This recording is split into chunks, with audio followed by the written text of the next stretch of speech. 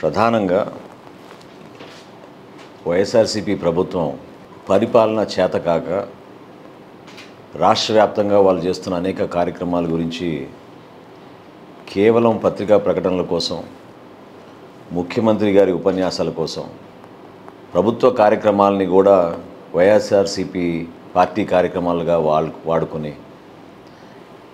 ప్రజలకి అందించాల్సిన సమాచారం మాత్రం సరిగ్గా వీళ్ళు ప్రజల్లోకి తీసుకెళ్ళని పరిస్థితి చాలా స్పష్టంగా మనకు అర్థమవుతోంది. గతంలో మా పార్టీ అధ్యక్షులు పవన్ కళ్యాణ్ గారు రాష్ట్రంలో ఒక ఆల్టర్నేటివ్ వ్యవస్థను ఏర్పాటు చేసి ఏ విధంగా వాలంటీర్ వ్యవస్థ ద్వారా ఎన్నుకోబడ్డ ప్రజాప్రతినిధులు ఎంపీటీసీలు కానివ్వండి, జెడ్పీటీసీలు కానివ్వండి, సర్పంచ్లు కానివ్వండి, వీళ్ళ చేతిలో ఏమాత్రం సంక్షేమానికి సంబంధించిన అంశాలు పరిపాలనలో వాళ్ళకి ఎటువంటి స్థానం కల్పించకుండా కుట్రపూరితంగా చేస్తున్న ఈ ప్రయత్నాన్ని అనేక సందర్భాల్లో తద్వారా వాళ్ళు సేకరించిన సమాచారం ఏ విధంగా ప్రజలు వాళ్ళ వ్యక్తిగత సమాచారాన్ని ప్రజల్లోకి తీసుకెళ్ళి వీళ్ళు దాన్ని మిస్యూజ్ చేస్తున్నారనే దానిపైన మా పార్టీ అధ్యక్షులు పవన్ కళ్యాణ్ గారు అనేక సందర్భాల్లో మాట్లాడారు. కొత్తగా ఆగస్టు మాసంలో రాష్ట్ర ప్రభుత్వం జీఈఆర్ సర్వే అని చేశారు. రాష్ట్ర వ్యాప్తంగా విద్యాశాఖ ద్వారా రాష్ట్ర వ్యాప్తంగా మనకున్న గ్రామ సచివాలయాలు, వార్డు సచివాలయాల ద్వారా 15,104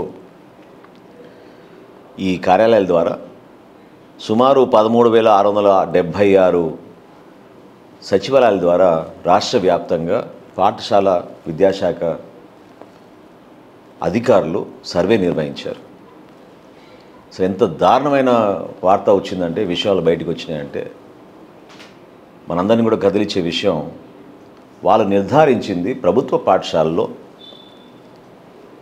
62,754 విద్యార్థులు 5 నుంచి 18 సంవత్సరాలు చదువుకుంటున్న విద్యార్థులు మరణించారని. 62,754 విద్యార్థులు 5 నుంచి 18 సంవత్సరాల వయసులో ఉన్న వాళ్ళు మరణించారని. అత్యధికంగా తూర్పుగోదావరి జిల్లా, ఇవి ఉమ్మడి జిల్లాల విషయాలు నేను మీకు ప్రస్తావిస్తున్నాను, 10,545. అనంతపురం జిల్లా 4,165. మన జిల్లా గుంటూరు 6,422. ఇది లెక్క. అసలు ఊహించలేని పరిణామం ఇది. ముఖ్యమంత్రి గారేమో నాడు నేడు, అమ్మఒడి, గోరుముద్ద అనేక కార్యక్రమాలు తీసుకొచ్చి అసలు సంచలనాత్మకంగా రాష్ట్రంలో పరిపాలన జరుగుతోంది, ప్రతి పాఠశాలలో కూడా మేము మార్పు తీసుకొచ్చాం అని వీళ్ళు రకరకాల సమాచారం ప్రజల్లోకి తీసుకెళ్ళి మభ్యపెట్టడానికి ఒక ప్రయత్నం చేశారు. అదే సర్వేలో ఇంకొక విషయం బయటపడింది ఏంటంటే, 3,82,000 మంది విద్యార్థులు ప్రభుత్వ పాఠశాల నుంచి డ్రాప్అవుట్స్ అయ్యారు. 3,82,000 మంది ప్రభుత్వ పాఠశాల నుంచి డ్రాప్ అయ్యారు. ఇంకా భయం వేసే విషయం ఏంటంటే, ప్రభుత్వం తన సర్వేలో 2,29,000 మంది అన్ఐడెంటిఫైడ్, అంటే వీళ్ళ గురించి సమాచారం లేదు, కనపడడం లేదు అని ఈ సర్వేలో వెల్లడించారు. అసలు ఇంత భయంకరమైన వాస్తవాల్ని ఎందుకు మీరు దాచుతున్నారు? ఎందుకు ఈ సమాచారం మీ ప్రజల్లోకి తీసుకురాలేదు? రాష్ట్ర వ్యాప్తంగా మీరు చేసిన సర్వేలో మీకున్న 15,004 వార్డు సచివాలయాలు, గ్రామ సచివాలయాల్లో మీరు నిర్వహించిన ఈ సర్వేలో ఈ విషయాలు బయటకు వచ్చినప్పుడు ఎందుకు అధికార యంత్రాంగం, ముఖ్యమంత్రి గారు దీనికి బాధ్యత తీసుకోలేదు? ఎవరికి మీరు సమాధానం చెప్పాలి? మీరు ప్రజల కోసమే కదా ఇన్ని వేల కోట్ల రూపాయలు మీరు ఖర్చు పెడుతూ పత్రికా ప్రకటనలపైన ఈ విధంగా మీరు ప్రజల్ని మభ్యపెడుతూ బటన్లు నొక్కేసాం అని చెప్తుంటే దీని వెనక అసలు ఏంటి కారణాలు? మధ్యాహ్న భోజన పథకం కింద 1834 కోట్ల రూపాయలు ఖర్చు పెడుతున్నారు ప్రభుత్వం. రాగి ముద్దలు పంపిణీ కార్యక్రమం మొదలుపెట్టి అదేదో ప్రభుత్వం చేసిన కార్యక్రమంలాగా అద్భుతమైన ప్రకటనలు చేసుకున్నారు. తీరా చూస్తే శ్రీ సత్యసాయి ట్రస్ట్ వాళ్ళు సగం నిధులు వాళ్ళు సమకూర్చి ఇచ్చారు, 84 కోట్ల రూపాయలు. అది మీ సొంత పథకం కింద మీరు ఊహించుకుని ప్రజలకు తీసుకెళ్లే విధంగా ప్రయత్నం చేశారు. చిక్కీలు పంపిణీ కార్యక్రమం చేశారు.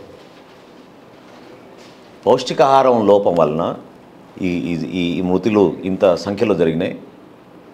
లేదా మీరు ప్రతిరోజు మాట్లాడుకునే ఆరోగ్యశ్రీ పథకం ద్వారా మీరు ప్రజలకి సరైన రీతిలో మీరు వైద్య సేవలు అందించలేకపోయారా? లేదా అన్నిటికన్నా భయంకరమైన వార్త, పాఠశాలల్లో కూడా గంజాయి సప్లై జరుగుతోంది. చాలామంది దీనికి అలవాటైపోయి బానిసలైపోయి కొంతమంది విద్యార్థులు ప్రాణాలు కోల్పోయారా? ఈ సర్వేలో ఇంకా రావాల్సిన అంశం పిల్లల కేటగిరీ మేలా ఫీమేలా, దీని వెనక అసలు కారణాలు ఏంటి? అభివృద్ధి చెందిన జిల్లాల్లో, కొన్ని జిల్లాల్లో ఇబ్బందిగా ఉన్న ప్రాంతాల్లో కూడా ఇంత అత్యధికంగా ఈ సంఖ్య రావడం అనేది పోల్చుకుంటేనే భయం వేస్తోంది. ఎక్కడ జరిగింది ఈ లోపం? మీరు అమ్మ ఒడి కోసం 19,417 కోట్ల రూపాయలు ఖర్చు పెట్టారు మీరు ముఖ్యమంత్రి అయినాక. ఈ 3 సంవత్సరాలు, 4 సంవత్సరాలు ఇవ్వలేదు ఆయన, 3 సంవత్సరాలే ఇచ్చాడు. 19,417 కోట్ల రూపాయలు అమ్మ ఒడి కింద ఖర్చు పెట్టాడు. నాడు నేడుకి 16,000 కోట్ల రూపాయలని ప్రకటించారు. మౌలిక సదుపాయాలు లేకనా, టాయిలెట్స్ లేకనా, రక్షిత మంచినీటి పథకం ద్వారా మీరు నీళ్ళు అందించలేకనా, ఏంటి కారణాలు ఏంటి? విద్యా దీవెన అన్నారు, వసతి దీవెన అన్నారు. మొన్న పవన్ కళ్యాణ్ గారు పుట్టినరోజు సందర్భంగా మేము సంక్షేమ హాస్టల్ సందర్శించినప్పుడు అక్కడ ఉన్న వసతులు చూస్తే ఆశ్చర్యం కలిగించింది మాకు. దానికి 14,717 కోట్ల రూపాయలు ఖర్చు పెట్టారని చెప్పారు ఈయన ముఖ్యమంత్రి అయినాక, విద్యా దీవెనకిను వసతి దీవెనకి. మరి ఎక్కడ పోయినా ఇన్ని వేల కోట్ల రూపాయలు? ఎందుకు ఇన్ని మరణాలు జరిగినాయి మన రాష్ట్రంలో మన పిల్లలది? ఎందుకు మీరు బాధ్యత తీసుకోవడం లేదు?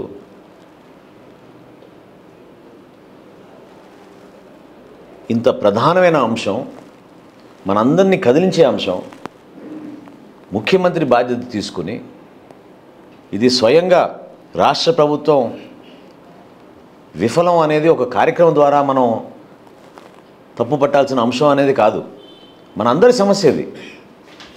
ఇది ఆరోగ్యపరమైన సమస్యల వలన వీళ్ళు చనిపోయారా, లేకపోతే పాఠశాలలో మీరు కావాలని కొన్ని సంఖ్య తగ్గించడానికి కోసం మీరు ఈ విధంగా సర్వే చేపిస్తున్నారా? అసలు పిల్లలు తప్పిపోయారు, గుర్తించలేకపోయారని మీరు 2,29,000 మందిని మీరు ఎట్లా సంఖ్య తీసుకొచ్చారు?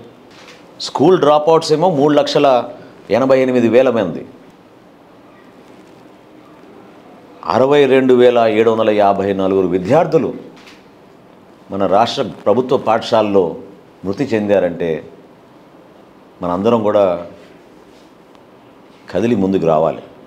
తల్లిదండ్రుల ఆవేదన, ప్రభుత్వ పాఠశాలలో సరైన రీతిలో వాళ్ళకి ప్రభుత్వం బాధ్యత లేకుండా పరిపాలన చేస్తున్నప్పుడు ఇటువంటి అంశాలే బయటకు వస్తాయి. ఎందుకు మీరు మెడికల్ క్యాంప్స్ కండక్ట్ చేయలేదు? ఎందుకు మీరు రొటీన్గా హెల్త్ క్యాంప్స్ క్రియేట్ చేసి మీరు స్క్రీనింగ్ చేసి వాళ్ళకి అవసరమైతే పౌష్టికాహారం పెంచి, లేదా అక్కడ ఉన్న డాక్టర్స్ని మీరు అప్రమత్తం చేసి ఎందుకు వీళ్ళు మీరు కాపాడుకోలేకపోయారు? ఇంత పెద్ద సంఖ్యలో ఈ జీఈఆర్ అంటే గ్రాస్ ఎన్రోల్మెంట్ రేషియో సర్వే రాష్ట్ర వ్యాప్తంగా ప్రభుత్వ శాఖల ద్వారా నిర్వహించిన సర్వేలో ఈ వివరాలు బయటకు వచ్చినప్పుడు ఎందుకు రాష్ట్ర ప్రభుత్వం దీని గురించి సమాజంలో ఉన్న పెద్దలందరినీ అప్రమత్తం చేసి ఈ పొరపాటు ఎక్కడ జరుగుతుందని? అనేక మంది విద్యావంతులు ఉన్నారు, అనేక మంది నిపుణులు ఉన్నారు, ఎంతో అనుభవం కలిగిన రాజకీయ నాయకులు ఉన్నారు.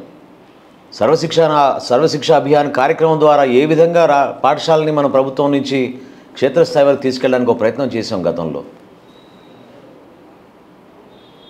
2004 నుంచి 2009 కాలంలో సర్వశిక్ష అభియాన్ పైన శాసనసభ కమిటీ చైర్మన్గా నేను వివరించాను. రాష్ట్ర వ్యాప్తంగా పర్యటించి అన్ని జిల్లాల్లో కూడా. ఏమైపోయినాయి ఈ మౌలిక సదుపాయాలు? ఎందుకు కనీస వసతులు మీరు కల్పించలేకపోతున్నారు? జనసేన పార్టీ నుంచి మేము డిమాండ్ చేసేది, ఈ హెల్త్ సిస్టమ్ ఎక్కడ ఫెయిల్యూర్ జరిగింది ఈ పాఠశాలలో? ఎందుకు ఈ రోజు వరకు ముఖ్యమంత్రి కానీ, సంబంధించిన మంత్రి కానీ, ప్రభుత్వ ఉద్యోగంలో ఉన్న పెద్దలు కానీ ఎందుకు స్పందించలేదు? దీని వెనక అసలైన కారణాలు ఏంటి? ఇంత పెద్ద సంఖ్యలో చనిపోవడం ఏంటి మన పిల్లలు ప్రభుత్వ పాఠశాలలో? సంవత్సరానికి ఒకసారైనా కనీసం ఒక బాధ్యత తీసుకొని నిజంగా మన టీచర్స్ని మనకు చాలా గొప్పగా వాళ్ళ గురించి చెప్పుకోవాలి. ఎందుకంటే మనస్ఫూర్తిగా వాళ్ళు అంకిత భావంతో పనిచేసే టీచర్స్. మన రాష్ట్ర వ్యాప్తంగా మేము సోషల్ వెల్ఫేర్ హాస్టల్స్లో బాలికల కోసం మేము పవన్ కళ్యాణ్ గారి పుట్టినరోజున స్టేషనరీ ఐటమ్స్ అవి సబ్మిట్ చేస్తుంటే కొన్ని సందర్భాల్లో వాళ్ళు చెప్పారు వాళ్ళు ఎదుర్కొన్న కష్టాలు. ప్రభుత్వాన్ని అడగలేక, స్థానికంగా ఎవరు సహాయపడకుండా, పిల్లల్ని చూసి వాళ్ళు స్వతహాగా వాళ్ళ జీతాల్లోంచి వాళ్ళు ఆ బిడ్డలకి మంచిగా చదివించే విధంగా వాళ్ళు చర్యలు తీసుకుంటుంటే, ఈ రాష్ట్ర ముఖ్యమంత్రి ఇన్ని లక్షల కోట్ల రూపాయల అప్పులు చేసి ఈ విధంగా ఖర్చు పెట్టేసి ఎందుకు మన ప్రజలను ఆదుకోలేకపోయాడు? అసలు ఆ వయసులో ఉన్న వాళ్ళకి ఆరోగ్య సమస్యలు ఏంటి? ఏ కారణాల వల్ల చనిపోయారు ఇంతమంది? ఈ సర్వే రిపోర్ట్ని మీరు బయట పెట్టండి. ఎందుకు దాచిపెట్టారు? జనసేన పార్టీ డిమాండ్ చేస్తోంది.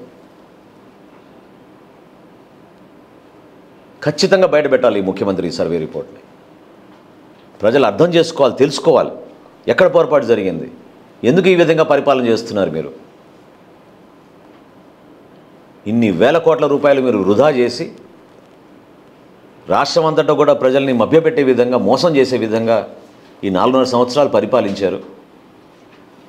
కానీ ఇంతమంది మన విద్యార్థులు చనిపోతే దాని కారణాలు ఏంటని తెలుసుకోవాల్సిన బాధ్యత ప్రతి ఒక్కరికి ఉంది. సరి చేసుకోవాలి.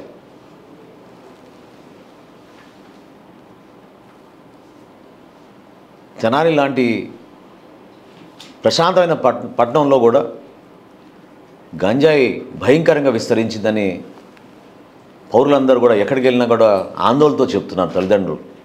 తల్లిదండ్రులకు ఉన్న ఆవేదన ఈ ముఖ్యమంత్రికి ఎందుకు లేదు? ఎందుకు పట్టించుకోవడం లేదు? అసలు స్పందించలేని మనస్తత్వం మీది. రాష్ట్ర ప్రజలు మిమ్మల్ని నమ్మి 151 స్థానాలు మీకు ఇస్తే ఈ విధంగా చేస్తారా మీరు విద్యాశాఖని? ఈ విధంగా చదువుకున్న ప్రభుత్వ పాఠశాల చదువుకున్న విద్యార్థుల్ని ఇంత మోసం చేస్తారా? తల్లిదండ్రులకి ఇంత అన్యాయం చేస్తారా మీరు? దీనికి ముఖ్యమంత్రి గారు సమాధానం చెప్పాలి. ఈ వివరాలు, పూర్తి వివరాలు నా దగ్గర ఉన్నాయి. ఇది చాలా పొరపాటు. రాష్ట్ర ప్రభుత్వం దీనికి పూర్తి బాధ్యత తీసుకోవాలి. జిల్లాల వారీగా నా దగ్గర లెక్కలు ఉన్నాయి. జనసేన పార్టీ వీటిని బయట పెడుతుంది. పవన్ కళ్యాణ్ గారు ఎప్పటి నుంచో చెప్తూ ఉన్నారు. ఈ ప్రభుత్వం అపార నష్టం కలిగించింది మన ఆంధ్రప్రదేశ్కి ఈ 4.5 సంవత్సరాల్లో. ఒక తరానికి నష్టం కలిగిపోయింది. మేలుకోవాలి, నిలబడాలి, పోరాడాలి. అర్థం చేసుకోండి ఎందుకోసం ఈ మార్పు కోసం మేము మీ తరఫున మేము గలం విప్పి పోరాడుతున్నామో. ఏ సమస్య గురించి మాట్లాడినా ప్రతిపక్షాలని గొంతు నొక్కే విధంగా ప్రభుత్వం వ్యవహరించినప్పుడు, కేసులు పెట్టి భయపెట్టిస్తున్నప్పుడు ప్రజల కోసమే మేము పోరాడేది. ఇంత అన్యాయంగా ఒక అద్భుతమైన రాష్ట్రాన్ని,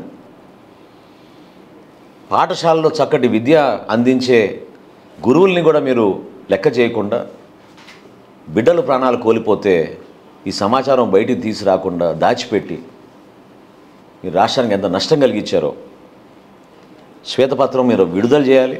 ఈ సర్వే రిపోర్ట్ బయటికి తీసుకురావాలి. ఖచ్చితంగా దీని బాధ్యత ముఖ్యమంత్రి గారే తీసుకోవాలి. అసలు మొట్టమొదటిసారి ఈ గ్రాస్ ఎన్రోల్మెంట్ రేషియో గురించి నేను విన్నది ఎప్పుడంటే, తెనాల్లో 100% రాష్ట్రంలో అందరికన్నా ముందు మాకు వచ్చిందని పెద్ద ప్రకటన చేసుకున్నారు. పత్రికా సమావేశం ఏర్పాటు చేస్తే అసలు ఏంటి ఈ జీఈఆర్ అనేది లోతుగా వెళ్తే ఈ సమాచారం అంతా బయటకు వచ్చింది. ఇది చాలా అన్యాయం. జనసేన పార్టీ మేము డిమాండ్ చేస్తున్నాం. ఖచ్చితంగా దీనిపైన రాష్ట్ర వ్యాప్తంగా క్షమాపణ చెప్పి ముఖ్యమంత్రి ఈ వివరాలన్నీ బయటికి వెల్లడించి సమాజంలో ఉన్న పెద్దలందరినీ కూడా కలుపుకుని పోయి పొరపాట్లు ఎక్కడ జరిగినాయి, ఏ విధంగా సరిదిద్దాలి, భవిష్యత్తులో మన ప్రభుత్వ పాఠశాలలో కార్పొరేట్ పాఠశాలతో పోటీగా ఉండాలి, అద్భుతమైన వసతులు ఏర్పాటు చేయాలి, మౌలిక సదుపాయాలు ఏర్పాటు చేయాలనే నమ్మకంతో మన ప్రజల్లోకి ముందుకెళ్తుంటే రాష్ట్రాన్ని పూర్తి స్థాయిలో అంధకారంలో నెట్టేసి ఒక తరానికి నష్టం కలిగించే విధంగా ఈ ముఖ్యమంత్రి పరిపాలన జరిగింది.